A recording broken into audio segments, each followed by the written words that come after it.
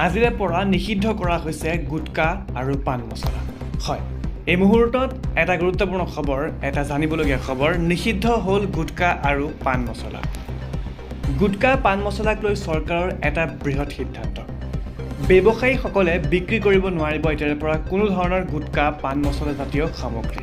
হয়, আপুনি একেবাৰে ঠিকেই শুনিছে, এতিয়াৰে পৰা ব্যৱসায়ীসকলে বিক্ৰী কৰিব নোৱাৰিব কোনো ধৰণৰ গুটকা পান মছলা জাতীয় সামগ্ৰী। গ্ৰাহকে ক্ৰয় কৰিব নোৱাৰিব কোনো ধৰণৰ গুটকা পান মছলা। যুৱ প্ৰজন্মৰ স্বাস্থ্যৰ ক্ষতিৰ প্ৰতি লক্ষ্য ৰাখি চৰকাৰৰ এই কঠোৰ পদক্ষেপ গ্ৰহণ কৰিছে। এবছৰৰ বাবে বলবৎ থাকিব এই নিষেধাজ্ঞা। এই নিষেধাজ্ঞা এতিয়া এবছৰৰ বাবে বলবৎ থাকিব। কৰ্ণাটক চৰকাৰে এই কঠোৰ পদক্ষেপ গ্ৰহণ কৰিছে। এই পদক্ষেপ কৰ্ণাটক চৰকাৰে গ্ৰহণ কৰিছে এই মুহূৰ্তত এই জানিবলগীয়া গুৰুত্বপূৰ্ণ খবৰ। আমাৰ ইয়াতো এনেধৰণৰ পদক্ষেপ গ্ৰহণ কৰিব লাগে নে নাই, আপুনি কি ভাবে, আপোনাৰ মতামত আমাৰ কমেণ্টৰ জৰিয়তে জনাবলৈ একেবাৰে নাপাহৰিব। এতিয়া জনাইছোঁ আজিৰ আমাৰ পৰৱৰ্তী জানিবলগীয়া খবৰ, এটা ভাল খবৰ। ৰাজ্যৰ লাখ লাখ ছাত্ৰৰ বাবে এইবাৰ এটা ডাঙৰ খবৰ আহিছে। এইবাৰ ছাত্ৰীৰ বাবে নহয়, এইবাৰ ছাত্ৰৰ বাবে এটা ডাঙৰ খবৰ আহিছে, যিটো হৈছে কেনেকৈ পূৰণ কৰিব নিযুত বাবু আঁচনিৰ প্ৰপত্ৰ। হয়, এতিয়াৰে পৰা আপুনি ধন লাভ কৰিব নিযুত বাবু আঁচনিৰ সহায়ত। সাজু কৰক 10 বিধ নথি পত্ৰ, Aadhaar card, PAN card, mobile number আৰু লগতে income certificate, academic documents, marksheet, bank passbook এইসমূহ আপুনি সংগ্ৰহ কৰক। তাৰপাছত লাগিব passport size photo, college admission letter আৰু PRC চাৰ্টিফিকেট। আগন্তুক 14 আগষ্টত মুকলি হ'ব প্ৰপত্ৰৰ আপলোডৰ পৰ্টেল। 10 ছেপ্টেম্বৰলৈ চলিব আবেদন প্ৰক্ৰিয়া। স্ক্ৰীণত শ্ব' হোৱা এই ৱেবছাইটটিৰ জৰিয়তেও আপুনি সংগ্ৰহ কৰিব পাৰিব প্ৰপত্ৰ।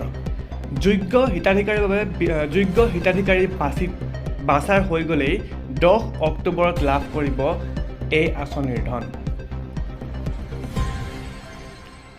ৰাজ্যজুৰি উৎকট গৰমত হাহাকাৰৰ পৰিস্থিতিৰ পৰিৱেশৰ সৃষ্টি হৈছে, আৰু তাৰ মাজতেই উৎকট গৰমৰ বাবে শ্ৰীভূমিত বিদ্যালয়ৰ পাঠদানৰ সময়সূচী সলনি কৰা হৈছে। সকলো চৰকাৰী বেচৰকাৰী সকলো শিক্ষানুষ্ঠানতে এতিয়া সময়সূচী সলনি কৰা হৈছে।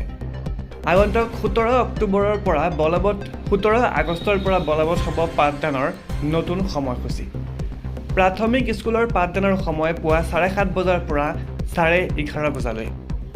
মাধ্যমিক বিদ্যালয়ৰ পাঠদানৰ সময় পুৱা 7:30 বজাৰ পৰা বিয়লি 12 বজালৈকে ৰখা হৈছে। হায়াৰ স্কুল আৰু ছিনিয়ৰ ছেকেণ্ডেৰী শ্ৰেণীৰ পাঠদানৰ সময় পুৱা 7:30 বজাৰ পৰা 12:30 বজালৈকে ধাৰ্য কৰা হৈছে। জাৰি কৰা হৈছে কেইবাটাও নিৰ্দেশনা। ইয়াৰ লগতে কেইবাটাও নিৰ্দেশনা জাৰি কৰা হৈছে। 1 নম্বৰতে ৰ'দত প্ৰাৰ্থনা সভা কৰিব নোৱাৰিব। শ্ৰেণীকোঠাৰ ভিতৰত বা ছাঁ থকা ঠাইতহে পাতিব লাগিব প্ৰাৰ্থনাৰ সভা। দ্বিতীয়তে বিদ্যালয়ত পৰ্যাপ্ত পানী, খোৱা পানী আৰু জৰুৰী অৱস্থাৰ বাবে ORS ফাৰ্ষ্ট এইড ৰাখিব লাগিব শিক্ষা কৰ্তৃপক্ষই। 3 নম্বৰতে প্ৰচণ্ড ৰ'দত বাহিৰত কোনো ধৰণৰ খেলা ধূলা, পেৰেড বা শাৰীৰিক ক্ৰিয়াকলাপ কৰিব নোৱাৰিব। 4 নম্বৰতে শ্ৰেণীকোঠাত ফেন চলাটো নিশ্চিত কৰিব লাগিব।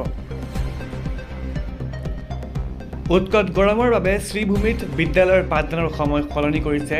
এই মুহূৰ্তত এই গুৰুত্বপূৰ্ণ খবৰ জনাইছোঁ নিউজ ইনচাইট আছাম ইউটিউব চেনেলটোৰ সমূহ দৰ্শকসকলক। যদি আপুনি ভিডিঅ'টো এইখিনিলৈকে চালে তেনেহ'লে ভিডিঅ'টোত একোটাকৈ লাইক কৰি দিব আৰু ভিডিঅ'টো আগলৈ শ্বেয়াৰ কৰি দিব, কিয়নো আপোনাৰ দৰে এই গুৰুত্বপূৰ্ণ খবৰ এটি আন এজনেও জনাটো উচিত। গতিকে চেনেলটোত যদি প্ৰথমবাৰ আহিছে তেনেহ'লে চেনেলটো ছাবস্ক্ৰাইব কৰি ল'ব আৰু কাষতে থকা বেল আইকনটো প্ৰেছ কৰিবলৈ একেবাৰে নাপাহৰিব, কিয়নো এনেধৰণৰ গুৰুত্বপূৰ্ণ খবৰসমূহ আমি নিতৌ আনি থাকোঁ।